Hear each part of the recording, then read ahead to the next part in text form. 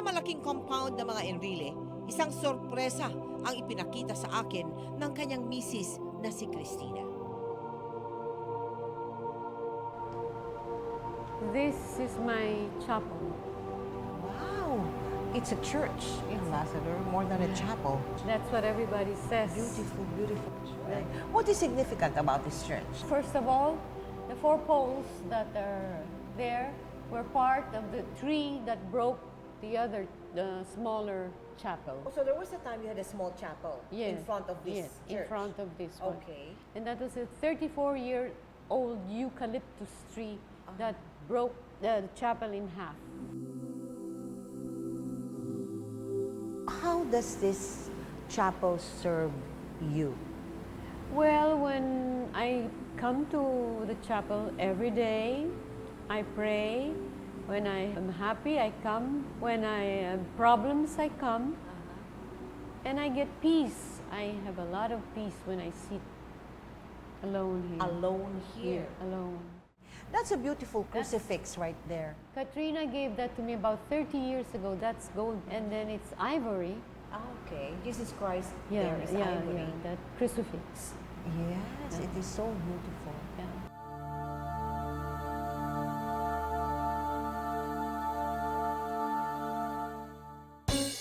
May dugong Kastila, pero lumaki sa Pilipinas si Cristina Castañer.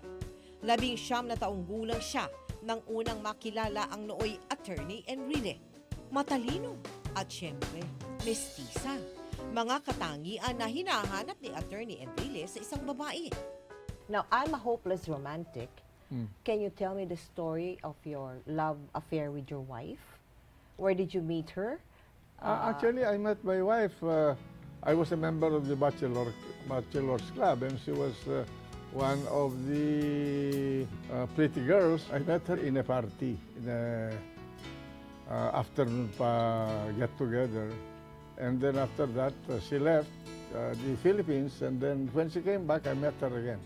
Okay, you met her and then Was that love at first then I sight? courted her and then I married her. Primero, hindi niya ako iniintindi, pero I persisted. So, Okay.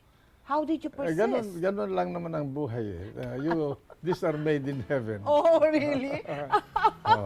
But what really clinched it? Na sinagot niya kayo? Well, I cannot remember. We were dating each other, and finally we became close, and then we ended up marrying each other. And how long has it been that you have been? 1957 until now. September 17, 1957. Wow, tandang-tanda pa rin sir.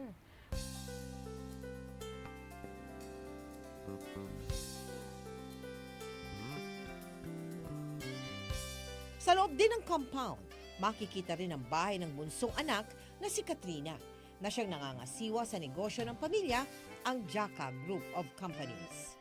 Bilang anak at kapitbahay, saksi raw siya sa pagsasamahan ng kanyang mga magulang. Parang normal, typical mag-asawa. May lambingan, may tampuhan. And syempre, I can understand, my mom, masyadong busy dad ko. So, he really didn't spend so much time with her. But, he's making up for it. But are you the kind of husband who loves to give gifts to your children and to your wife? Ayun ang problema ko dahil hindi ako nagbe-birthday nung ako bata eh. Oh. Hindi wala akong So natanggap na regalo. Kaya nakaugalian ko na hindi ako nagre-regalo. Ay? But once in a while, I give one. Yung pera ko, ibibigay ko sa asawa ko. Bahala na siya.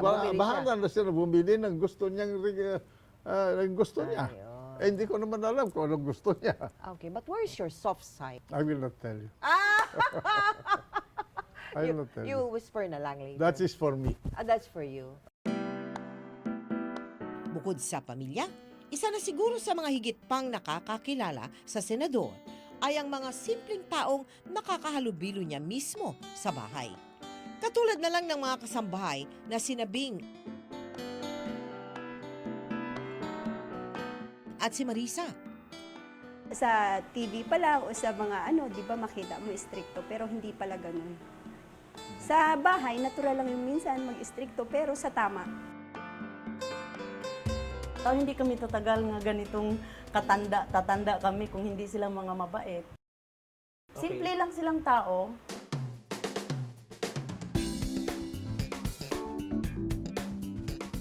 Hindi kalayuan sa bahay ng mag-asawang Ponce Enrile, makikita naman ang bahay na ito. Ito ang dating tahanan ni Jack, ang panganay na anak ng senador at ngayon ay kongresista sa unang distrito ng Cagayan. Ang dating bahay ng anak, nagmistulang extension ng Senado. Where does that sharpness in your memory come from? I don't know. Do you do anything specific to no vitamins, no? No. Wala, talagang natural na ang memory ninyo. Ang capacity is so huge. You were talking earlier of your childhood and you know all the dates, including when you I guess- graduated I guess, elementary. if you go through the meal, like through life's roller coaster, like what I did, you can not forget your experience. Your health, how do you take care of your health? Well, I exercise. I used to run. I was a runner. I was a jogger. I was the one that brought Taekwondo into the country. I practice it. I am a black belter. Buong buhay niya raw ay isinubsob sa pagtatrabaho, habang ang kanyang may bahay naman ang pumuno sa mga pagkukulang niya bilang ama sa mga anak. I'm really close to my dad. We're partners, so I'm always at his side, always listening. Sinasabi niya sa akin, always be humble. I will never forget his stories. I will never forget, and more importantly, I will never forget the lessons I've learned because of his life. Sa loob ng 44 na araw, nasaksihan natin ang impeachment trial ni Chief Justice Renato Corona. Ito raw ang isang tagpo sa karera ni Senator Juan Ponce Enrile na sumubok sa kanyang galing bilang presiding officer. I'm sure you already know na marami po ang humanga sa inyo bilang presiding officer in the impeachment trial. Hindi ko inaakala na magkaganon eh. Hindi, bakit po, sir? Well, You were just doing a job? I was is just that how doing you a look job. at? That was just one more job that I was going to perform, but I never realized that it will bring me that kind of recognition, and I'm quite grateful and happy and thankful to those that trusted me. I respect him as a Chief Justice, but this court must be respected. Quiet. As presiding officer, how did you prepare for? O meron ba? Meron po bang preparation? I studied. Are you studying? I have a file here full of research that I did myself. You researched on impeachments. Yes. Why did you think it was necessary Huh? to research on it? Well, because we do not have any precedent in the country. Okay. This is the first time that we were confronted with a real, honest-to-goodness impeachment trial, and I'm quite thankful that I was able to finish it. Did this mission amount to an impeachable offense? No.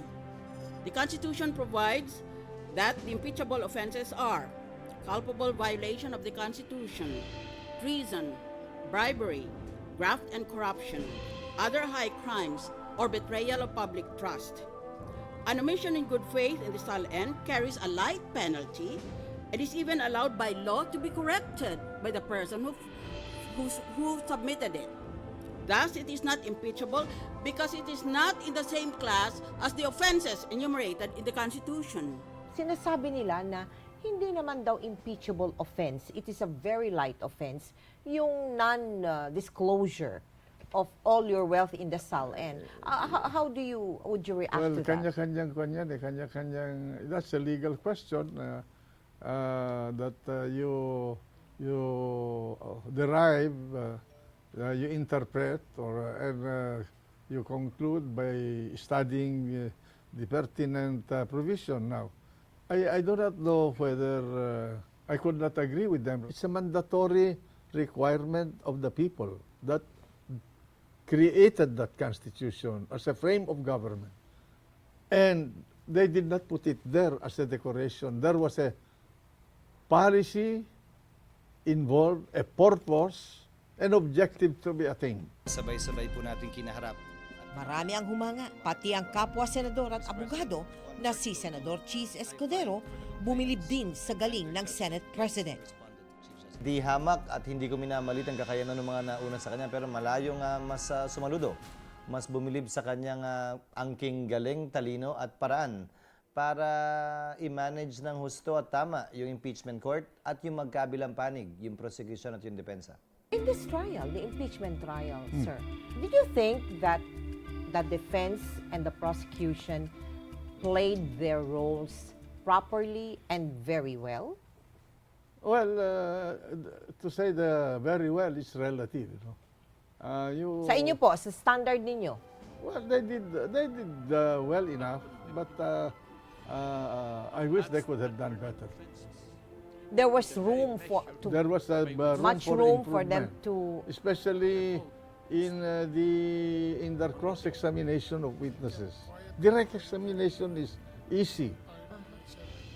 You just present your story through the mouth of somebody and through pieces of paper called evidentiary documents. No? But to handle a witness inside the courtroom and break him little by little in order to go into the core or kernel of what we call truth, human truth, is an art. I vote to hold the Chief Justice of the Supreme Court, Renato C. Corona, Hindi raw inaasahan ng guilty senador as na sa charged. edad niyang 88, nagampanan pa niya ang napakahalagang tungkulin na nakasulat na sa kasaysayan ng Pilipinas. but at this point, meron pa ba kayong gustong ma-achieve? Is there something else that you would like to achieve? Not a question of achieving something. I think at my age, I have done enough to earn a living. I've done enough to make a mark for myself. Yes. But I think I will die very early if I will stop working. Oh, really? Yeah. Really? Seriously? Yeah. I get bored if I'm not doing anything. So at this point, wala pa kayong naiisip na I will retire, I'll take it No, easy, I will I'll slow retire. down. This is my last stint Oh, in politics. okay. And then what? After that, I will go to my province, go back to where I came from, Okay. and see what I can do to leave something for the people there. Senator, this has been a very, Thank you. very pleasurable conversation with you. Thank you. Sa mahabang karera ni Senate President Juan Ponce Enrile, halos lahat na yata nasaksihan niya. Pero para sa marami, ang mga nakaraang buwan sa impeachment trial ang mag-iiwan ng panghabang buhay na tatak niya bilang isang tunay na tagapaglingkod ng bayan. Ako po si Mel Tiangco. Hanggang sa susunod na Martes, samahan niyo po kaming bisitahin ang bahay at buhay ng mga taong nabibilang dito sa Powerhouse.